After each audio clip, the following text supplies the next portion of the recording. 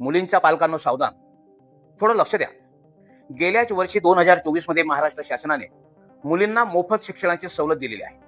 परंतु प्रत्यक्षात महाविद्यालय सवलत देताना टाळाटाळ करत आहेत.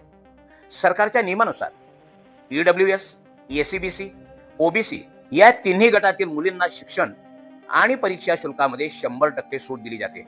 आणि विशेष म्हणजे हा नियम केवळ सरकारीच नाही तर अंशतः अनुदानित आणि पूर्णपणे खासगी कॉलेजांनाही बंधनकारक आहे. पण अजूनही अनेक कॉलेजेस, अगदी नामांकित संस्थाही मुलींकडून पूर्णपणे फी घेत आहेत.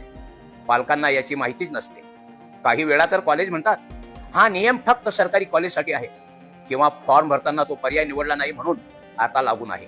पण हे चुकीचे आहे. सावित्रीबाई फुले विद्यापीठाने स्वतः परिपत्रक काढून सांगितलं या सूट लागू न करणाऱ्या महाविद्यालयांना कडक कारवाई केली जाईल. आता विचार करा, तुमची मुलगी पात्र असून सुद्धा जर तिच्याकडून पूर्ण फी घेतली जात असेल तर ही तिच्या हक्कावरचा आघात नाही का? ते तिच्या भविष्याचे पाऊल आहे.